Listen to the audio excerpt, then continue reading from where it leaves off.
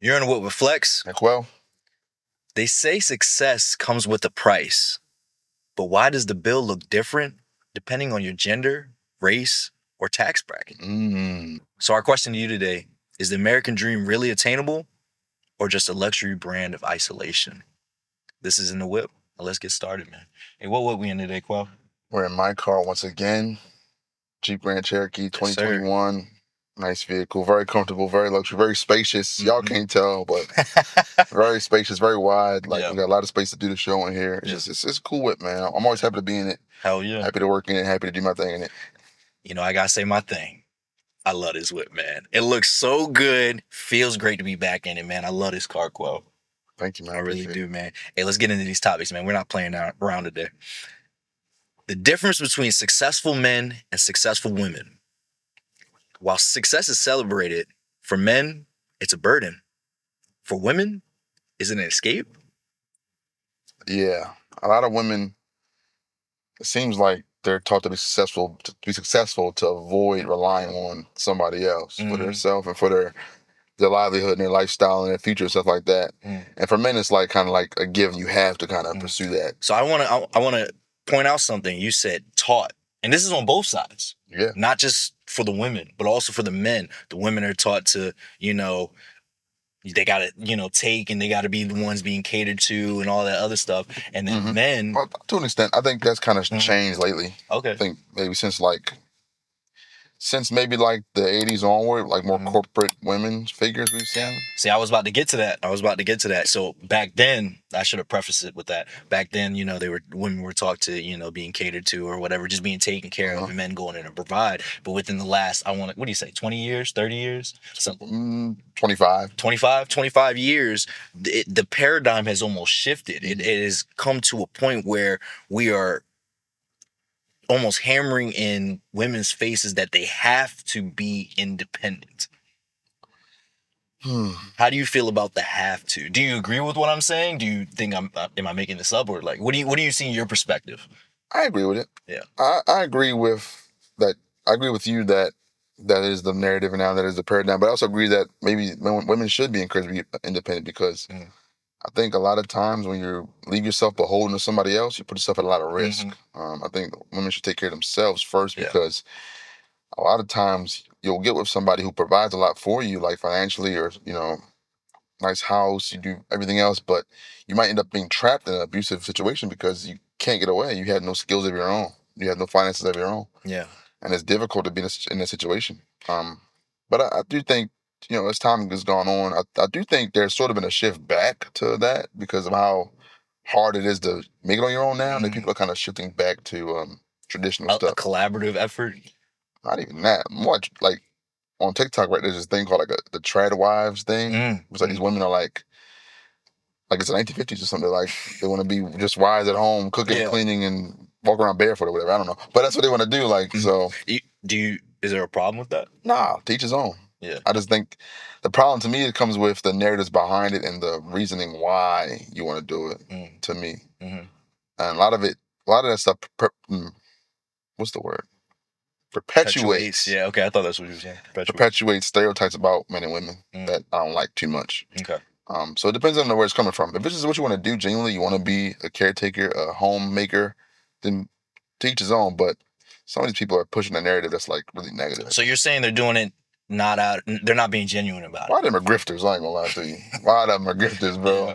Be a trad wife, because if you're not, you're stupid. Like it's almost the same as it's like the opposite of the red pill, where it's like if you don't make $1 million a week, you're cooked. Like, you know what I'm saying? Yeah. It's similar. And if you don't have a guy that's taking care of you, you're nothing. Like, you know what I'm saying? Pretty much, yeah. Like there are women content creators today who I'm gonna teach you how to manifest a man who'll pay all your bills, stuff like that. You've seen those? Seen it, yes. I feel as though that is just as bad as the whole red pill. They're the same. Thing. It's one of the same.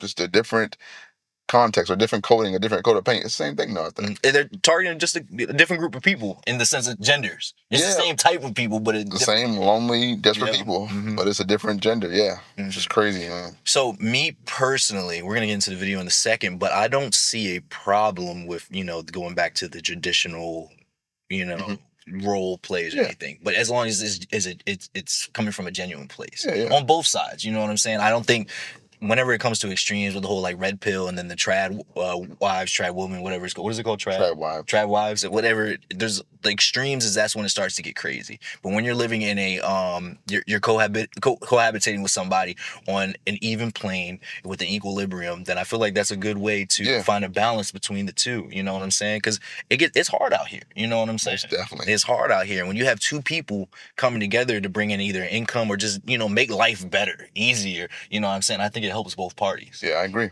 Yeah, so Priscilla Facey explains the contrast between expectations for successful men and women. Men are taught to share the wealth, women to use it as freedom. All right, I'll play the video for y'all. All right, cool. A man with money is expected to share, but a woman with money is told she doesn't need a man. Same income, totally different rules. Let me explain before you get mad. In our culture, men are taught from day one that if they're not earning, they're failing. If they can't provide, they're not real men. If they don't pick up the check, they're broke or stingy. A man's value is often reduced to his financial output. Now flip the script. When women become successful, we don't expect them to carry anybody. In fact, we celebrate it as a form of freedom. Yes, queen, you're independent.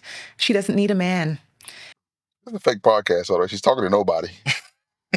You peeped that? Is that not weird to y'all? That's a little weird to me, ain't it? Hey, you gotta do what you gotta do.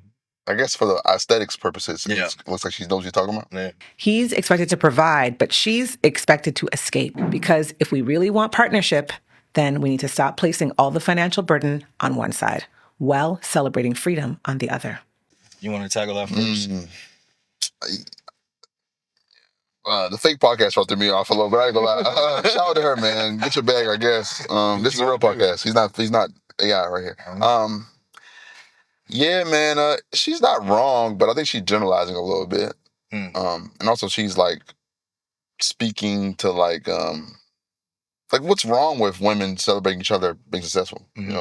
She speaks of it as like it's a problem, like the escape. It is an escape because women are naturally an oppressed part of society. Let's be honest. They've been oppressed a long time. A lot of times, women back in the day had to suppress their own goals and dreams because, you're not you're not a good wife if you're trying to do your own thing. You know what I'm saying? And that's unfair thing. So I think it's just a build up over time of like being told one way. I think the issue is not women going and chasing their dreams. It's someone telling them you have to go and chase whatever dreams, and they're not even dreams that they had in the first place. They actually wanted. These are things that someone else forced onto them. Hey, go out there and become super successful because you don't need a man, because you're super independent. You can do this on your own, which is true. You can do that on your own. But is that what you actually wanted to do when you were a little girl? Did you say you wanted to be a CEO of a Fortune 500 company? Outside of everyone else telling you what you wanted to do, is this what you wanted to do? Shout out to women CEOs, man. Did you see the shooting in Manhattan the other day? No, what happened? CEO of Blackstone got killed, a lady. For real? Yeah. Oh, shoot. It's not a good company. Probably not a good person, but yeah. Rest in peace to everybody else that was caught in that anyway, man. But who was the company? Blackstone. Blackstone? It sounds like BlackRock. They do similar things to BlackRock. Okay. Yeah. The media trying to spin it like it's a random thing, and it wasn't. It's not random. But anyway, back to the topic at hand. Yeah. Sorry to get you on. We'll talk about it another day. Yeah, I get what you're saying. Is it your dream, or we talked about this before? Is it your dream or somebody else's dream for you? Yeah. But I do think a lot of that comes from women who have their own daughters, and they have this. They struggle internally with did I sacrifice my goals for a family and maybe I could have done my own thing. So now my daughter's here. I'm gonna teach her how to be her own woman because she's gonna be beholden to a man. Now is that the grass is greener on the other side effect? Yeah, in a way. Yeah. In a way, but I think there's so many horror stories you have with these women where they get married and they sign a prenup and then they get left by their husband and they're left with nothing. Yeah. Or one stat that I hate that is so true, but it's a stat that the majority of the time when a man gets sick, like cancer or something like that, in a relationship, woman will stay and take care of you till you die or whatever else. But with men, all the time they leave. Almost every, it's a way higher. I can't think of the number. If you can find the number and put it up on the screen for the viewers, I would love that. But it's a way higher odds of a man leaving. If it's cancer, any terminal illness, cancer or Alzheimer's, stuff like that, the men often leave. So there's a lot of reasons for women to want to shield themselves from that. And I agree. 100% agree with it. I agree. That's why I'm not opposed to prenups, because a lot of people think prenuptials are just this devilish thing, you're getting nothing from me. Yeah. All that really means is if we do divorce, it'll break up like this. Mhm. You have the choice to sign it or not. If you don't want to sign it, then you might not want to get married to that person. That is what it is. But it's not like a guaranteed, like, you sign this, you're cooked, I'm going to take everything. It's more like if we do break up, you're going to get this, I'll get this. And that's just that. Personally, I don't like prenups because I don't think if you're getting into a marriage if you're getting into a marriage, that should be, hey, this is it. I feel like that gives people kind of like an easy out. Like, it's like, oh, I can just leave if something gets hard. I can leave if something gets rough. Now, I'm not saying that someone's cheating on you, domestic abuse, all that stuff. Those are grounds to leave. You should leave on the first sight of any of that. Yeah. But if something is wrong, they wake up, you ain't like the way they woke up that morning. Women beaters stay with a girl. You said, do they? Women beaters be staying with a girl, man. That's that mental gymnastics stuff. Staying with a girl, man. Yeah. I know half the dudes in jail I know got a girl. Like 80% of them got girls. Crazy, man. At least 80% of them got girls, man. But yeah, I think the only thing I dislike about prenups is that when you bring it up in the beginning, it is like you're thinking about that right now. Like, it's kind of like you're bringing a negative sort of cloud over it automatically. Because, like, if you divorce me, what half of us do, 50% rate. Yeah. We got to break it up this way because I'm worried about my finances. So what's up with this 50% rate? Or like 50-50? No. The 50% of marriages end in divorces. Isn't it higher now? I thought it was 60 now. It might be. I think it was 60. Another stat for 85. It might be, man. I don't know why that is. I've never been married. I don't know. But I think people rushing this stuff they don't want to do. I think it's one, a rush. One, they're rushing in. Two, people, once they get to a certain age, around like 28 to like 30, they're like really rushing. It's like, oh shoot, I gotta get married. Not because they want to. It's more of a societal thing. Yeah. They look down. People look down upon, especially women if they're not married by a certain age. Absolutely. So you know what I'm saying? So a lot of people might feel like they settle. Yeah. Because they have to pick somebody. Exactly. Yeah, social pressure is causing these people to settle when that's not their person. You know what I'm saying? Do you think that also applies here with maybe there's pressure on women to be like, you don't need no man, be independent, like we talked about earlier. And it's like they feel like, a lot of women feel like they have to, even if they don't want to necessarily be a grinder, they have to do it because they don't want to be strapped, linked to a man who doesn't really like them that much or mistreats them or settle for them or something like that. Nobody should be fully dependent on somebody, in my opinion. Yeah. You should always at least have some way to be able, if you were to break up or to leave for whatever reason, they leave, you leave, you'll be able to sustain yourself at least for, what is it, like they say, like 6 months, at least so you can get back on your feet and do something else. You should never be just solely relying on a person that when they leave, you're asked out. Yeah. They should never. But at the same time, if you find someone that you can depend on, you know what I'm saying? You're not settling, you're not falling for social pressures and stuff like that, and you're actually with the person. You went through, you asked them all the right questions. You got to know them on a deeper level to be like, hey, is this somebody that's going to actually stay with me through the hard times? And you're able to depend on that person, then that's fine.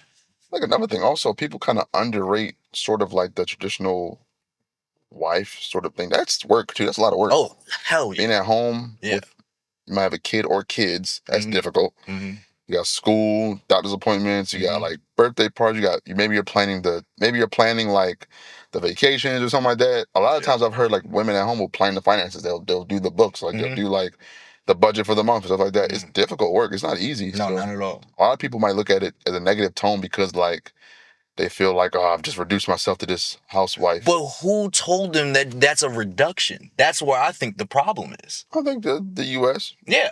America. Yeah.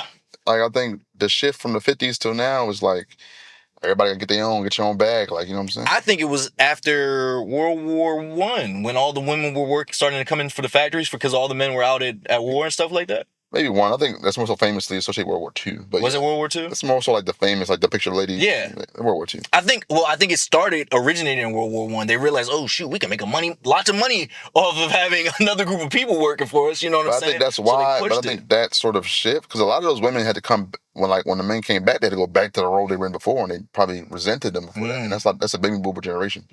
So those boomers would then grow up in the 70s and 80s where this corporate woman figure became more prominent.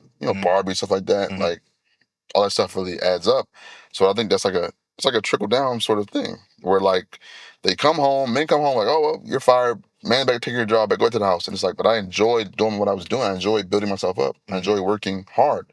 doing what I want to do for myself. Mhm. But then that shift back, those same women probably had those kids and was like telling their daughter, like, look, you can do whatever you want to do. I've seen the other side. You can do whatever you want to do. Mhm. That's why you get like people like Hillary Clinton.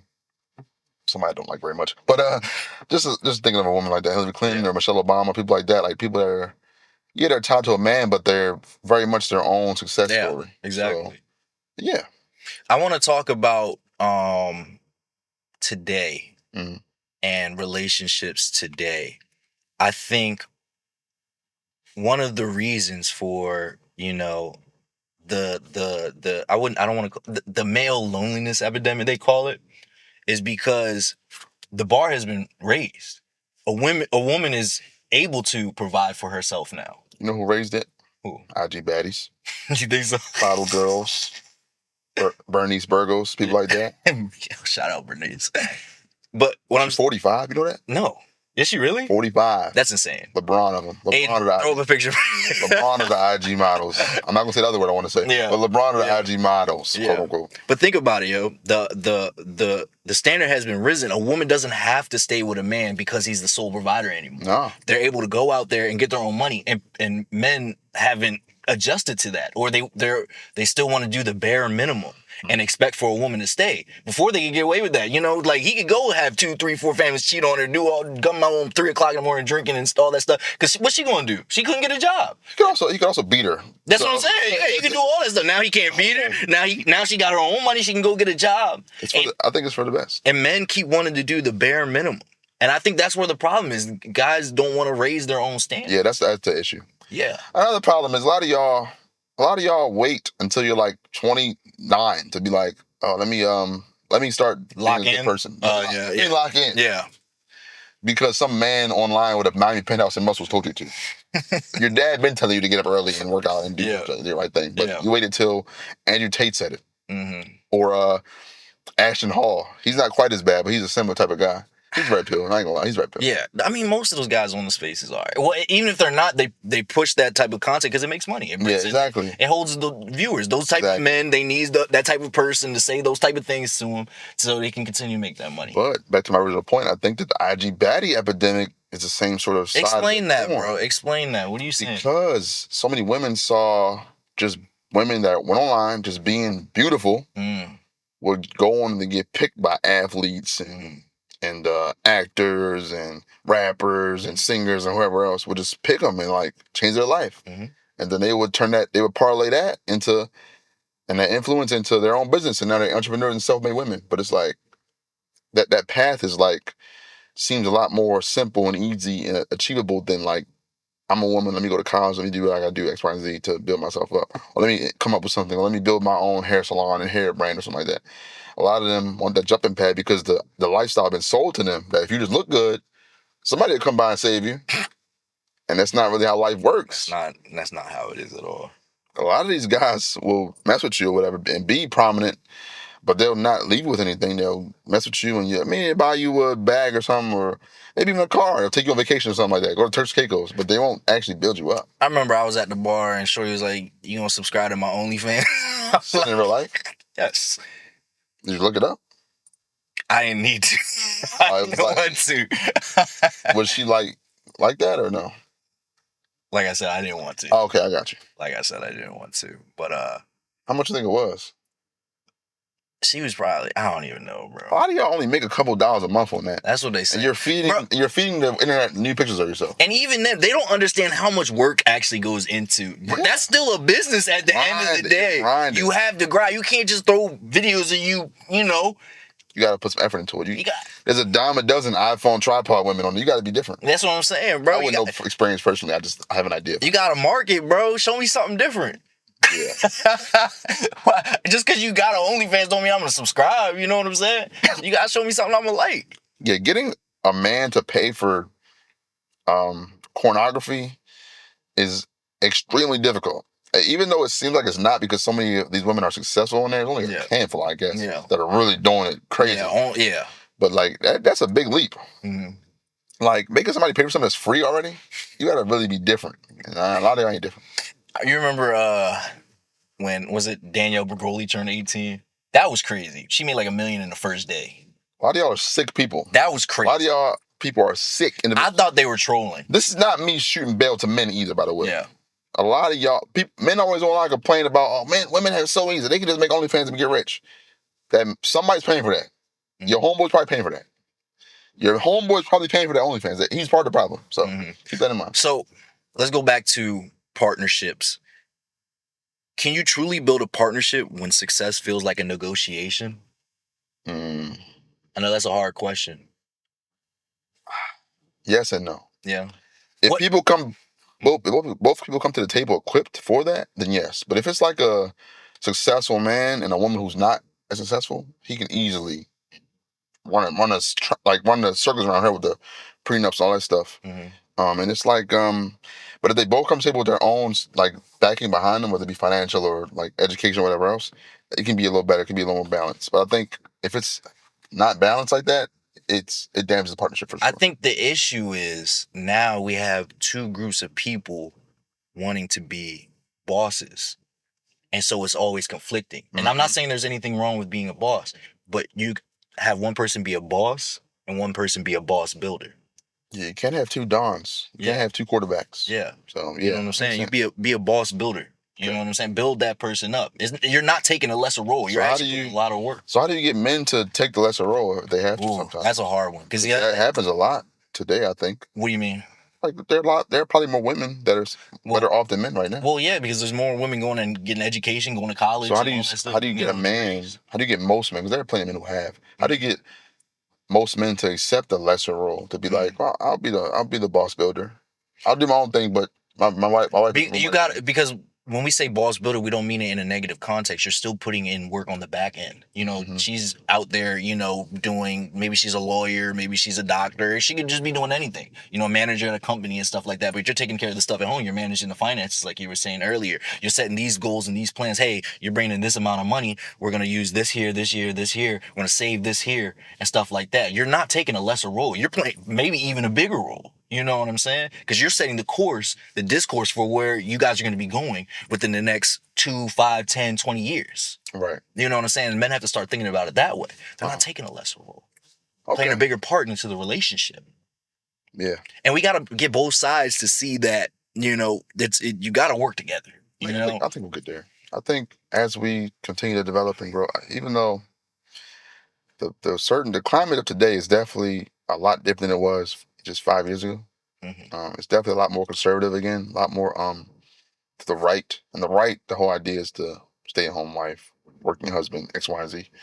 But I do think that, which is ironic because there's so many like right-wing successful women, it's insane to me that they can still kind of push that narrative when there's like literally the head of the FBI spokesperson is a woman, Pam Bondi is a woman. There's just one person to name. There's so many right-wing talking heads, but yeah, so I think we'll get there one day. I think as we keep growing as a people and we keep seeing like kind of how it is tough out here for people to live day to day, you need a partnership. You don't need one person to save another. You need a partnership. For sure. That's the issue. I think people like the idea of partnership. I think people lack the teamwork aspect. They want to just be on the team and getting carried to the top. So talking about wealth, let's go move on to the next topic. Rich kids are not your ally. Cancel culture means nothing when you have a trust fund. Fire video. So I think it's Albina Aliyeva breaks down how family wealth gives her luxury to be unfiltered. What is it? Albina Aliyeva. Aliyeva. Oh, excuse me. I think she's Eastern European of some kind. I'm not sure. Yeah. From from how she sounds to me. Yeah. So Miss Albina, she said her family wealth gives her luxury to be unfiltered, unbothered, and fully immersed in self-expression, no matter the backlash. And I think this one is very interesting. When I first saw the video, I was like, this is something that we got to put in there because she's coming from a different perspective, talking about, she did come from wealth, and that's giving her the, just the freedom, like you said, the luxury to be able to just say what she wants and not have to worry about losing that wealth or losing whatever, any type of backlash, whatever. Yeah, I think we'll watch the video in a second. I think what more so she touches on is like how she has the freedom to try things and just do things and then I don't like this anymore and walk away and it's just that. Like that's a freedom a lot of people don't have. So you don't think we have that freedom? Not to that extent. Not to fully invest ourselves the way these people can. What do you mean? Like, for example, here's a good example. You know the singer DeVito, Afrobeats dude? Yeah. You know his dad's a billionaire? No. Like real deal, his dad's a billionaire. No, I did not. African billionaire. So he has a lot of leeway to say tomorrow, I'm done with the music stuff, I don't care anymore. And then be like, I'm good. Because he's the heir to $1 billion fortune. You know what I'm saying? So he's able to take these risks and at the same time, he's given a bigger platform because of his backing. You know what I'm saying? He can always ask his dad for more money to make this album or do this tour or whatever else. But whereas you might have somebody who's maybe more talented than he is music-wise, but they can't dedicate the time to it because they have to survive, to feed their family or whatever else. So they got to take different routes to get where they got to go. And it's not as, easy for them as it is for him. You know what I'm saying? Yeah. But you don't think... This is not to speak down on him because he's a very talented guy also. And he definitely cultivated his talent. But there's a certain difference when you're this is why we say equality is not equity. Because equality is we both get the same opportunities, but equity is both start at the same point. You know what I'm saying? To those opportunities. And it's not just, like I said, not to hate on DeVito or anything. I like his music too, but just that bit example for me is like he could have dedicated 20 years of his life to music and been like, I don't really care anymore. Whereas if you're someone who's poor and did that, you're finished. Now you wasted your whole life trying to pursue a dream nobody believed in. Now you're cooked because you didn't realize that you suck. You know what I'm saying? But is that really a waste? I don't think that's a waste. I think to other people it's a waste. Yeah, that's to other people. I think if you look back and you say you tried it, cool, I respect that, but it's a waste. You really think so? Part of me does. For what? How is it a waste? I encourage everybody to try everything and give it their fullest. But at some point, you got to see, this ain't working, let me pivot. If you don't pivot, you're just sitting there still doing it. Like Joe Budden, if he ain't pivot and started podcasting, if he was still 45 rapping, like not saying he's bad, he's tough, but. I mean, Future ain't blow up till he was 28. Future's Future, man. Future. 28 versus. Future wasn't Future until he turned about 28. And I'm going to be honest, he wasn't Future until he was 30. That's fair.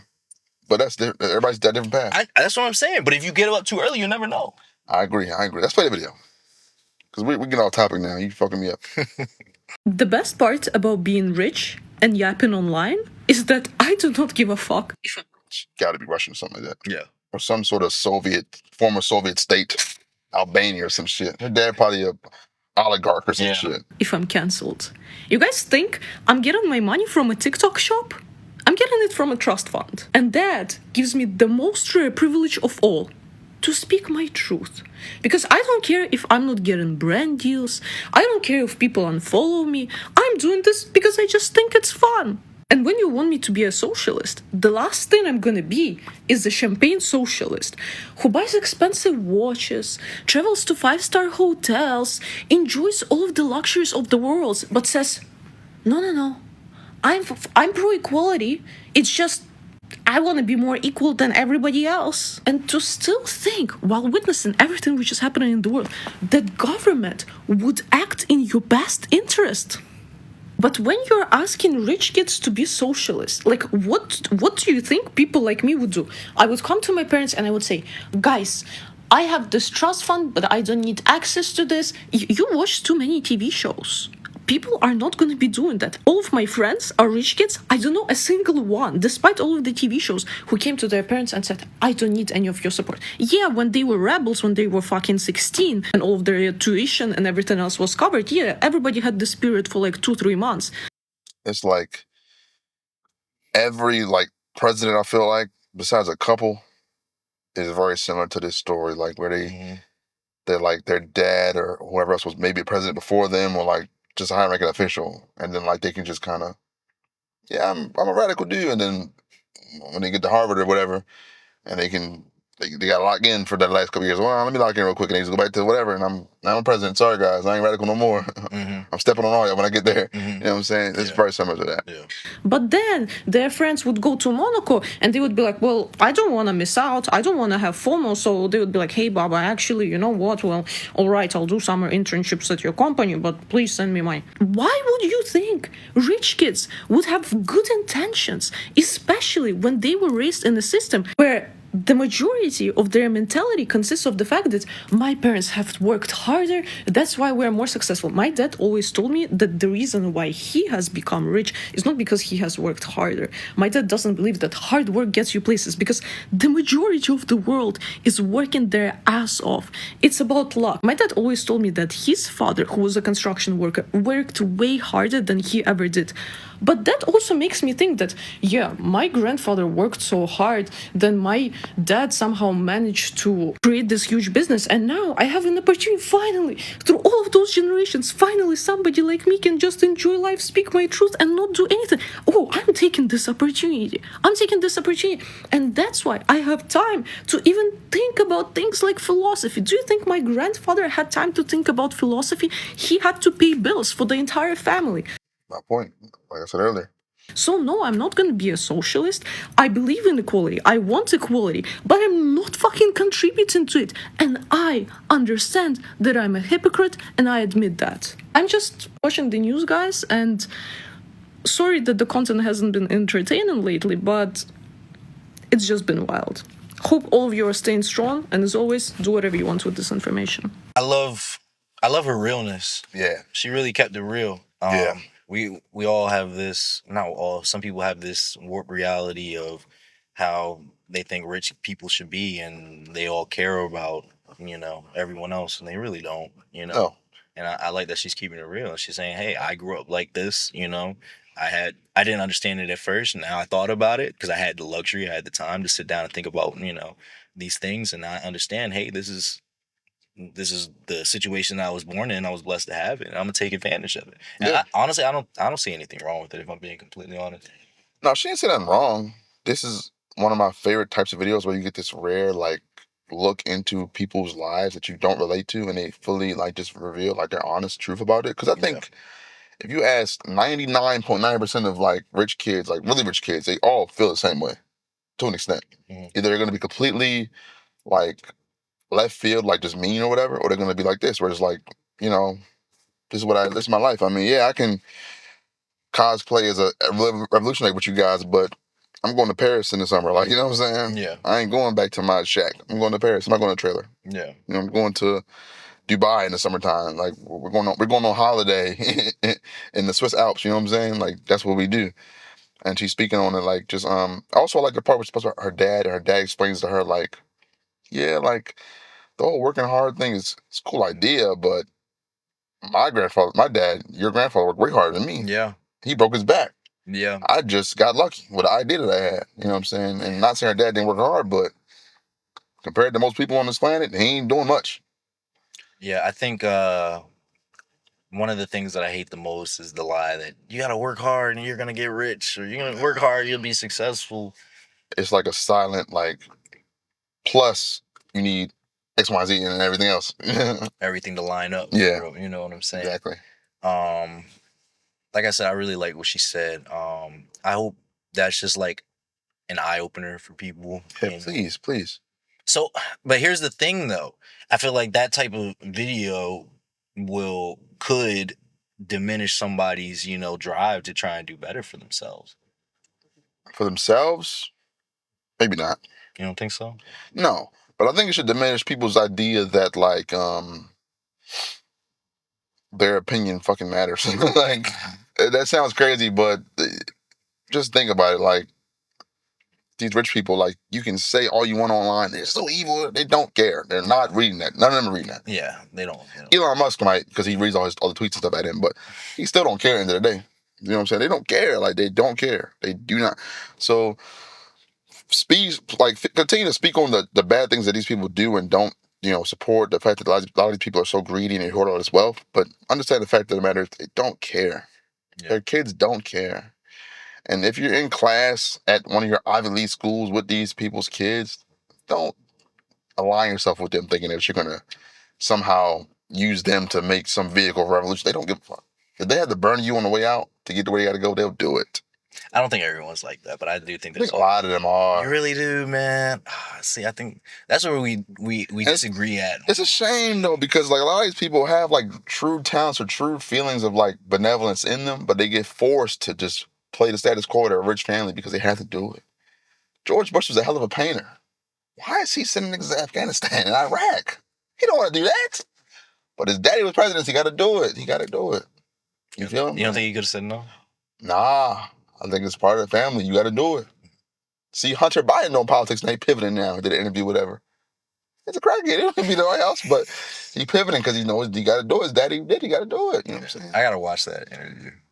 You ever seen Succession, the show on HBO? You should watch it. It's very similar to this, where you can kind of get a real idea of like how these rich kids think, like truly think, especially as adults. They don't give a F about most people. It's like a series? Yeah. Okay. It's basically like a parody of I would say like Fox / like Disney, and like how if the CEO was like the father of this family and all his kids are like trying to vie for his approval and like maybe they want to be CEO next, stuff like that.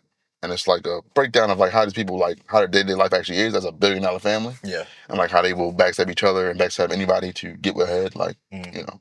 So I got a difficult question for you. If money buys freedom, what does survival cost? Your life, your health, your soul, your spirit, I would say. I think it's definitely the spirit. It's the spirit, bro. You're gonna be broken to get there. For most people, they break their spirit trying to get out of just survival mode. A lot of people can't, like, especially outside of the United States. Like, a lot of people are just perpetually struggling day to day, and they have no real spirit or like feeling of like. I think even in the United States, you just have a slither of a more chance to actually make it out. But even then, that American dream, that's just long gone, bro. It's a dream for a reason. Did it ever exist? No, it was a dream. One of my favorite quotes from TV, The Sopranos, when Tony Soprano's talking to his, you ever seen it? No. You should watch it. He's talking to his therapist, and he's like talking about the American dream, what happened to the American dream, and she's like, it's not guaranteed. The pursuit of happiness is, but no, it's like, no, here's the quote, I'm sorry. You're right to the American dream and the pursuit of happiness. And she was like, only the pursuit is guaranteed. You know, happiness is not guaranteed. The dream is not guaranteed, you know. And as we see now more and more with the sort of widening gap of wealth, as we'll talk about later, the widening gap of wealth, the dream is like farther and farther away from being like possible. So yeah, in America, I would say it's definitely like a sliver to none chance you make it, like to that peak. But when you do, you can have a kid like this and she'll just be honest. Yeah. I don't give a F. Y'all poor, I'm rich. Yeah. So. I think that was really good. And then it helps segue us into our next topic of segregation at the top. The more successful I got, the less of me I saw. That was by Damon Wayans. Legend. Damon Wayans tells Shannon Sharpe how the higher he climbed, the fewer black people he saw. And how handlers, agents, and money can build walls between you and your people. Yeah. Shannon Sharpe, man. Did you see what happened? He said I saw that. All that talking, all that 5 million. That's what they're saying. I heard 33. 33. I heard it's like it's not public, so people are guessing. Lawyers are guessing, but based on like Tony Busby's fee and all that stuff, people are thinking she took home like 25, 22 million. 25 million she took home. The lawyer that represented her took home at least like 10.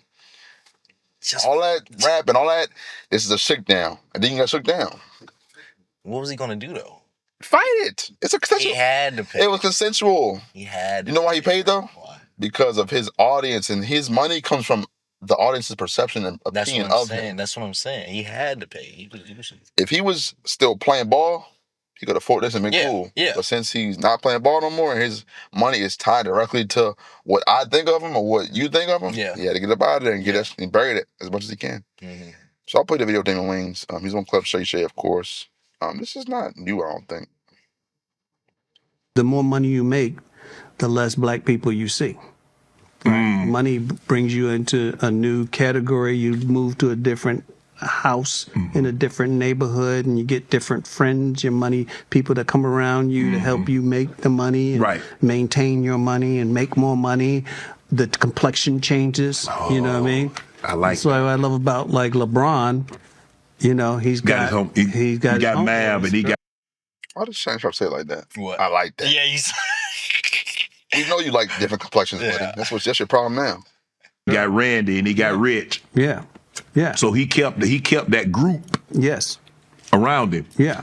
But unless you have that group, because like you say, the higher you climb, the less you're gonna see, and you're like, okay, well, They don't treat me that way, so it's gone. And it's divide and conquer. At a certain point, they sit you down.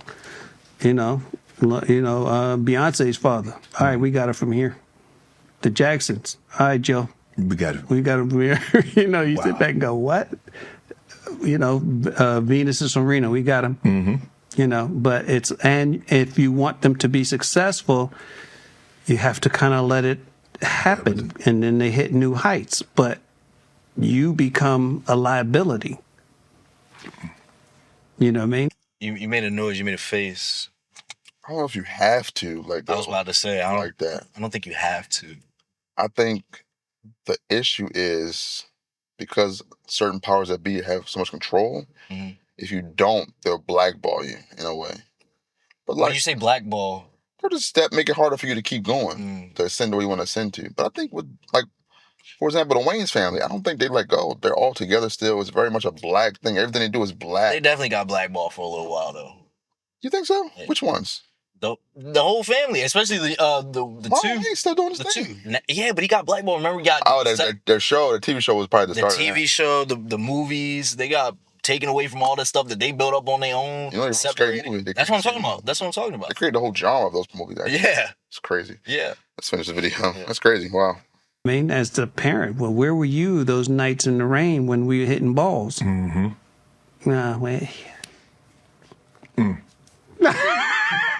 Yeah. Let me ask you this: when you're on top of the world, and you still are. I mean, you live a great, like you say, you live a great life. You don't have any, you don't overly concerned about money. You have a family. You can still feed your family. You got grandkids. But when you're at that apex in the 90s, what was that like? It was a pain in the ass. Really? Yeah, like being famous is like being a beautiful woman on a period. Okay, yeah, that you'd explain. Nobody know the cramps and stuff that you What's going on feel. Yeah, internally. they see the external beauty and they think you should be happy, and it's like,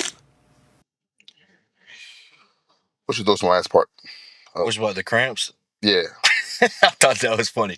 No, but I think like being famous. I wasn't expecting that perspective that he had. What I say? I wasn't expecting that perspective that he had. He was saying, what did he say? It was horrible. He said another word, but it was horrible. Yeah. Like he said, it was hard. In the behind. Yeah, it was pain. Like I feel like that's I don't want to say the price of pain, price of success, but like Price of fame. Yeah. Success and fame, I think, are separate depending on what you do. Yeah. I think most people prefer to be rich than famous, 1,000%. Yeah. I know I would. Yeah. If the podcast takes off, I won't have a choice. But yeah. So that's surprising for sure, especially coming from him. Being like Damon Wayans is pretty big at one point in time, and he's like a funny comedy guy. So you'd think that he would really enjoy what he's doing, but I guess there's things that we just never understand till you're in that position. Yeah. It's like the pressures and everything.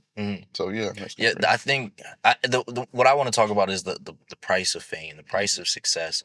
I don't know if it's worth it in some instances. Like if I was, I can't really speak for MJ's father, but if I was MJ, I'm not letting anybody take my kid. Well, Joe Jackson wasn't a great guy. I know. I'm talking about if it was me. You know what I'm saying? If it was me. Well, to get MJ, you gotta do what he did to make them kids, whipping them, make them songs. Him and Tito and everybody. Yeah, I know. And Janet. I don't think it's worth it. Because Michael had problems after that. I'm pretty sure the rest of them had some problems after that. I think the problem is, and I think certain people wanted to be this way. Like they want you to be away from people who are keeping you grounded. Yeah. That's the difficult thing because your parents or your friends or your family, they'll keep you grounded. They'll remind you of when you weren't who you are now. Mm-hmm. And I think if you're a record producer, like you're a record label owner, you want him or her to be away from those people because those people will keep them grounded from all the stuff that you see and like everything. And they maybe not want to work as hard. They want to just be like consistent. They don't want to dedicate themselves completely and fully to you and your label and appearances and marketing and X, Y, and Z and lose themselves in what they do as a craft. You know what I'm saying? But if you can separate them from their family, they'll do that for you. And they'll be more inclined. This machine that does everything for you that you need to make as a moneymaker. Like MJ, I think at one point in time, for a while, he kind of got out of it as he got older. Unfortunately, it was a little too late, but he was a machine for a while. He didn't really have moments of like levity that we know of. He was kind of like, I'm Michael Jackson, I'm a machine, I'm gonna do this. Boom, boom, boom, boom. But I think like when he got older, when he was kind of going at Sony in public, is when he kind of saw like, damn, I just not wasted, but I spent 30 years of my life just grinding constantly for someone else who doesn't somebody care else's about money. me. And it's like, yeah, I'm well off and I made a ton of money, but you look at the books, they made 10 times what I've made. And it's like, damn, like, and I spent all this time because these people told me, and they told my dad, they told my family, they told my brothers and sisters, like, back off, we got it. Like, it's difficult. You talk about LeBron in there, but I think athletes is different because I think athletes, when you're an athlete versus like a singer or songwriter or actor or something like that, you kind of control your destiny a little more. What do you mean? Not speaking like injuries and all that stuff, but like a guy like Floyd, for example.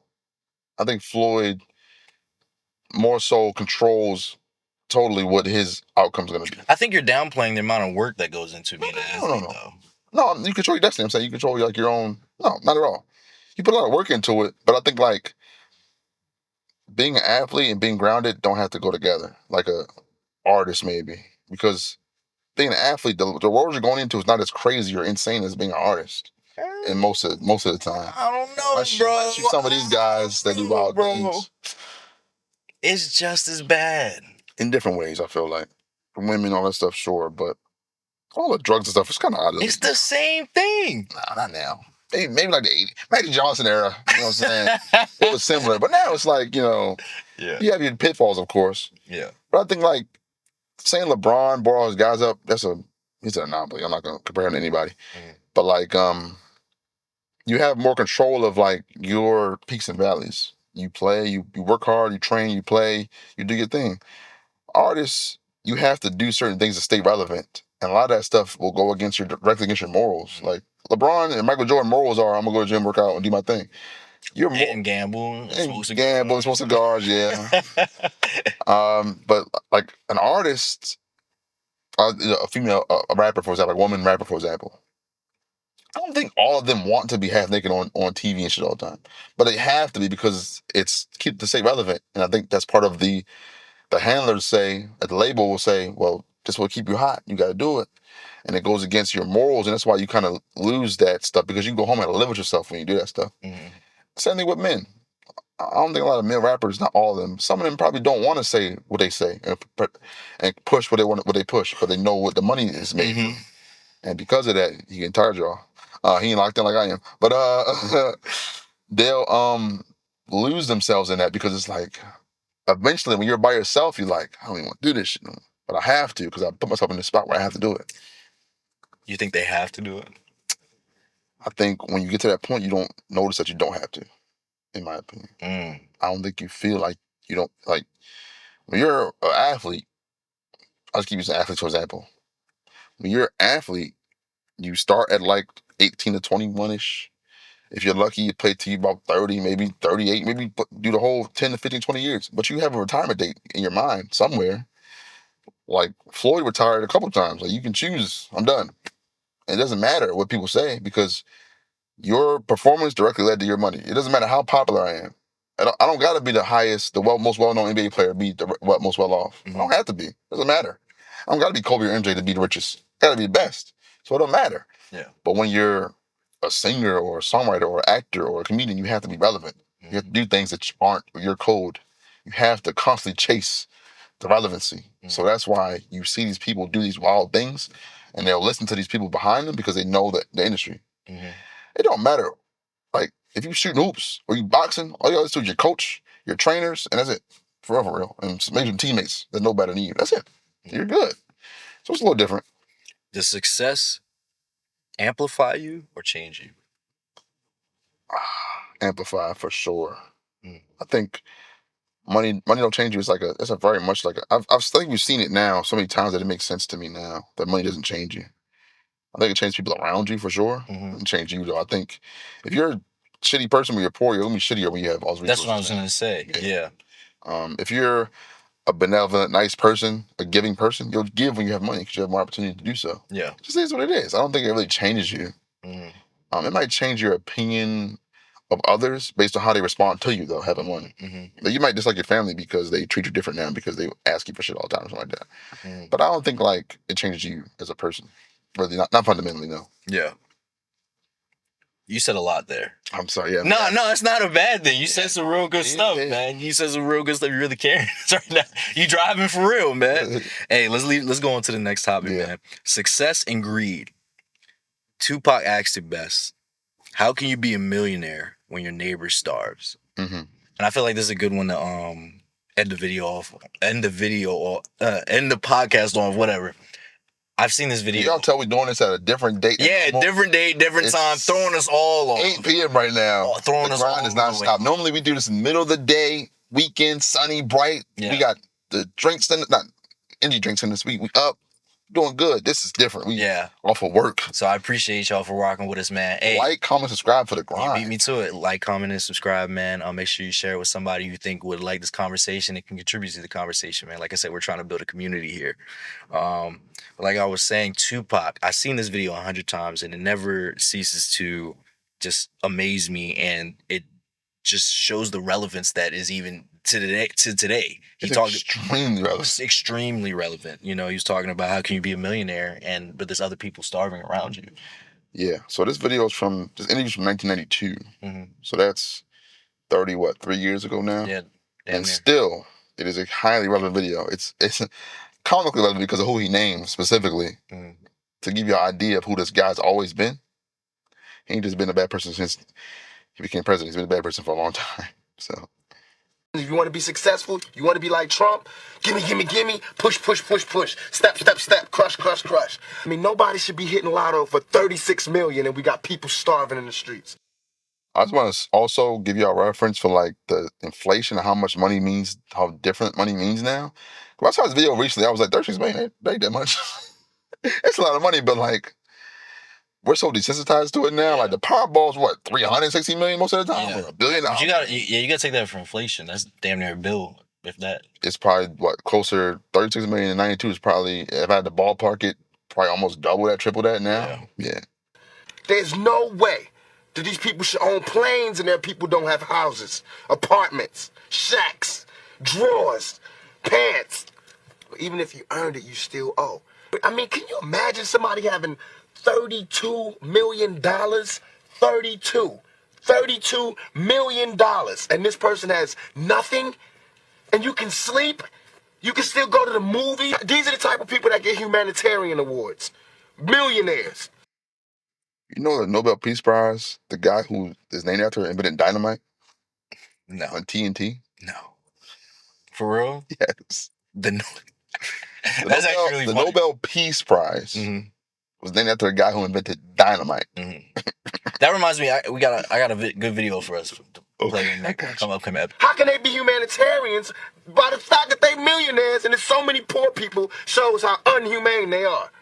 I think there is a way. It just takes to be revolutionary. I know you got $40 billion, but can you just keep it to one house?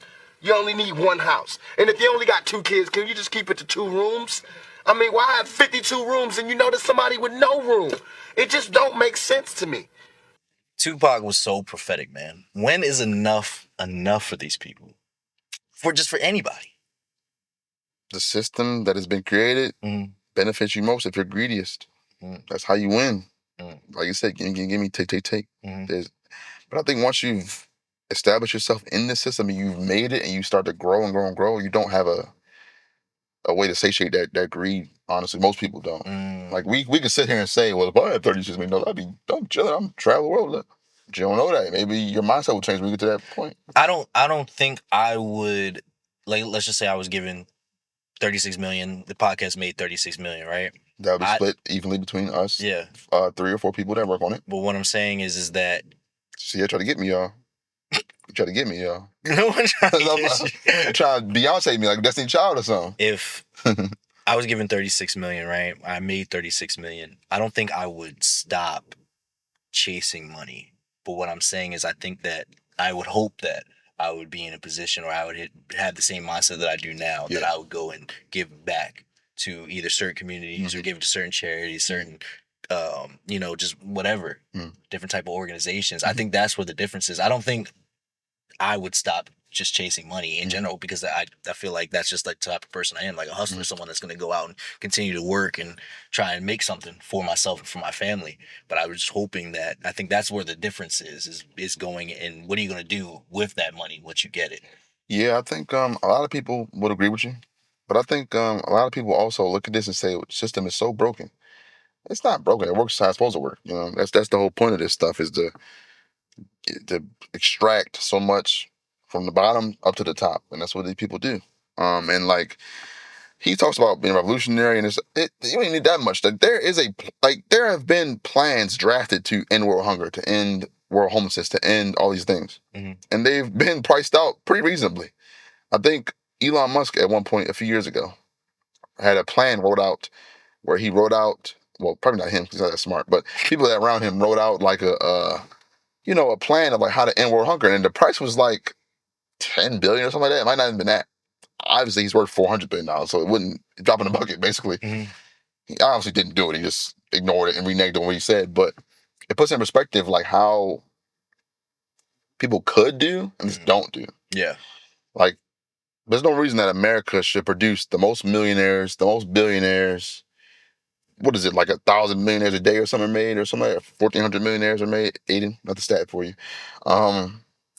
And it's like, there's no reason that all this wealth should be here and people should die of starvation in America. Not at or all. die of homelessness, or die of exposure to the elements, stuff like that. Not at all. Or people should die because they couldn't afford to get their medicine on time or for a decent price. But I think, unfortunately, it is hard to look around and say like, it's hard to feel like optimistic about the world because of the people that are in power that do these things, that don't do these things. And there are good people that have this sort of wealth, like Mark Cuban. He used to be the owner of the Mavericks. He has a website where you can buy medicine for way cheaper than normal. Like insulin, stuff like that. It's like way cheaper. Like you can buy it on there for a couple $100 versus thousands of dollars most people can afford. Yeah. And also I remember during the pandemic, he when all the staff were out of work from the stadium, everything, like the workers in the stadium, like the equipment guys, the janitors, everybody, he paid them all their salary. Oh shoot. If they were still working, yeah. So people like that exist, but unfortunately, those people don't really crave the power that comes with the money. The people that crave the power are the worst people, I would say. Like the Elon Musk, the Jeff Bezos, the Donald Trumps, the Peter Thiels, I guess Bill Gates to an extent. I'm not. A lot of people hate Bill Gates. Are you a fan of Bill Gates? I don't really care either. Yeah, a lot of people think it's evil. A lot of people think he want to kill everybody and like depopulate the earth like that. I mean, maybe. I don't know. I think all of them want to do that. To be honest, I don't think he's just the only one. So yeah, it's a question. Like, and the unfortunate part is most Americans have been brainwashed to think like, well, they ain't their job to do that. It's like, it kind of is. Like, it kind of is, because the money they make comes from you directly, pretty much. Exactly. They're exploiting you. So they should at least give back to you. They can't build a damn pool in your neighborhood or something like that. Like, golly. You know what I'm saying? Like, I earned it enough of a reason to keep it all? I feel like you kind of answered that already. No. What are you hoarding this wealth for? Yeah. We always say the old saying, you can't take it with you when you die. Yeah. What do you need $400 billion for? Yeah. Have you seen the math? Like, if you spent $1 billion a day, it would take you thousands of years to go broke, you know what I'm saying? Stuff like that. You can't spend it all. You can't. There's nothing you can do. Yeah. You can't. If these guys can afford to go to space and still have all their money, like, it's insane. It's hoarding wealth is insane. I'll never hate on somebody for being successful because I respect you. But to hoard it like that at that level it's crazy to me. I don't understand that. I don't think there's a problem with accumulating wealth, but hoarding onto that and not distributing it out, that's where the issue is. Yeah, like if they paid their fair share of taxes, like we would have bridges being built, they don't fall down, buildings not falling down, we have better schools, we have programs, school programs, we have, basketball courts, tennis courts, pools in every neighborhood, kids got something to do. Basketball with the actual rims. With the actual rims, no potholes in Baltimore everywhere. It would help dramatically. But these people are so addicted to success, their own wealth, and their own greed, and their own sort of like vanity. Yeah. They'll build something if it's named after them. You know what I'm saying? Yeah, they'll donate. They'll donate to the Ivy League school. Yeah. On the name of the building. You know what I'm saying? They'll do stuff like that. And it's like, okay, it don't really help anybody. And it's unfortunate, man. And the idea is that you want to get successful to give back, because let's be honest, guys, if you're a millionaire, guess what? You donate your money, you'll still be a fucking millionaire after the fact, right? Like, you're not, nobody's telling you to give all your money away to random people in the street. I mean, you could if you want to. Hopefully, I want to treat that day when you do that. But, like, you don't got to do that. You know what I'm saying? You can just be you and be a good person. But, like I tell y'all, to be a billionaire, a millionaire, you probably you really shouldn't be a good person. I don't think being a good person will get you far in that industry, in any industry. You don't think so? Nah. I think that's where I disagree, bro. I think you can. You got to play it a little different, but I think you can. Well, maybe you can, but if you're going off of like what your mentors will tell you or your people you look up to will tell you, what you've seen so far, thus far, it probably ain't the best idea. No, I feel you. No, trust me, I feel you. I hear all of it. Yeah. I hear all of it, but I do think you can get it, you know. That's hopeful thinking, I think you're being a positive guy right now, which is good, but I don't think that. Really, bro? I think, like I said, I think you just got to move a different way, bro. Because what is being a good person? What disadvantages does that put you at? It depends on the context, I guess. That's what I'm saying. What disadvantages does it actually put you at? Well, a lot of businesses like down to like ruthlessness and like sort of like what you mean? Like hostile takeovers of like businesses. Like you go in, you buy your way into the executive board, and you push out all the members that help build it. Mm-hmm. You know what I'm saying? Or you like So why don't you take? Well, like the hold on. Why don't you go in those people that they pushed out? Why don't you take them in and build a bigger business than that? Because then people gonna feel spidey. They're gonna do something. Say else. Who? Or like this. Or like Red Lobster, right? Yeah. When they went bankrupt almost like 2 years ago, maybe. Yeah. Allegedly, a company bought it and then did it on purpose to get the land from other restaurants. Is that not evil? Is that not evil? Who started that method? I don't know. Was it Rockefeller? Maybe, yeah, probably. Oil guy? Wouldn't be surprised. Was he the oil guy, right? He was a lot of things, but I think oil was his thing, yeah. Okay. Probably, I don't know. Yeah, not the Rothschild, the Rockefeller. Yeah, that's his method. Too. That's it. That's it. That was his method. Okay. He would go buy up the places and go ahead. Another example. Henry Ford, founder of Ford, not a great guy. He did some really bad things. He had he built a town in South America where he killed people there. But that's not relevant, right? Not relevant, guys. Sorry. He was sued by the Dodge brothers of Dodge fame because they were stockholders and they said he's paying his staff too much money and it's hurting our bottom line. And they won the case. That's fucking evil. But Henry Ford was only doing that so that he could market his car, because the idea was you work at the factory, you can buy a car from the factory. You work a year, buy the car. You can and then also all other car companies will lose their workers because they're paying the most. Yeah. So these people were so evil and greedy that they said, we're losing money. Not a lot of money, because Ford was the company. They're losing money because he's paying his staff too much. Mm-hmm. He's paying them a living wage. You can't have that. That's insane. Is that not insane? That is insane. So it's like, how do you even like combat a system like this where the people who do shit like that are rewarded the most? Mm-hmm. That's my struggle, I think, that people have with it. It's like, how do you even maintain your morals and stuff when like being immoral or being mean or being like ruthless is what gets you the farthest? You know what I mean? Mm-hmm. I think you just gotta be smarter. It's wishful thinking, but I think you just gotta be smarter. I think coming up with these devious schemes is smart. And outsmart them. Yeah. I'm just saying, wishful thinking. I don't know. If there's someone that's good out there who's made it successful, please let me know. So you're telling me that everyone who's successful is a bad person? No. I just told you Mark Cuban. I said you probably don't need to be a good person to get that far. You can get lucky, but yeah, most of the time, being a bad guy or a bad woman get you far. I think because there's a certain mentality. Yeah. Yeah, it's the mentality that gets them that far. You know what I'm saying? It's not that you have to be that. Name me a good billionaire. Huh? Name me a good billionaire. Couldn't. LeBron? I don't know what you do behind closed doors. That's what I'm saying. You heard about them allegations? No, what's the allegation of LeBron? Hold on, we can't even say it because they don't come get us. We can't say it. Don't cut that out. We can't. The blood test gonna pull up any minute now. We can't have that happen. Ohio went that far away, man. We can't do that. I can't name I ain't hear about that person. I can't name a good black billionaire, brother. I didn't say black. I just meant damn. I can't name a good. God damn. Yeah, I can't either. If I can, they probably gone already. All and gone. Finished. Finito. Yeah, man. I don't know. Hey man, this was a good episode. You really carried today. I loved your insight on all these topics, man. They really had me thinking a lot. That's why I was quiet. I was really listening to what you had to say for real. Thank you. Let's get on to the tip of the week, man. Success doesn't always change you. It reveals who was never coming with you. Keep your soul intact while you build, because the higher you go, the more you need to be grounded in the truth. And I think that's really real. It's very similar to something I say all the time. Everybody can't go. Yeah. Everybody can't go. When you start to do things in a positive way, and some people take that to offense because they know within that they're not doing the right thing. Everybody can't go with you.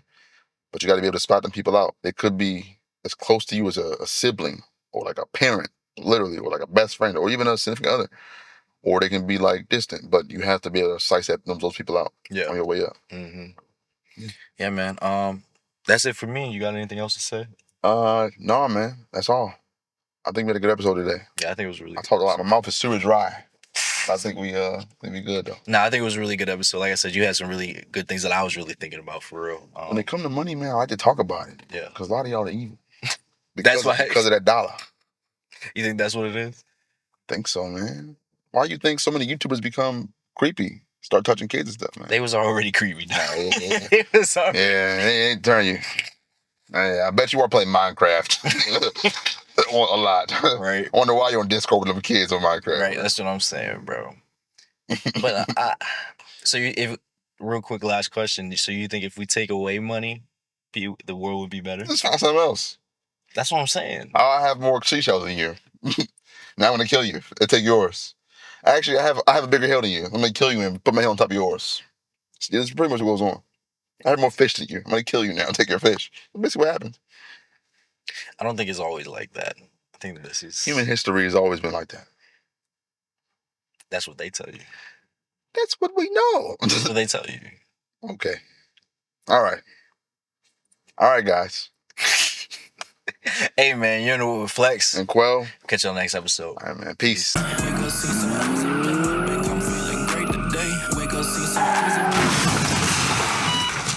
The light.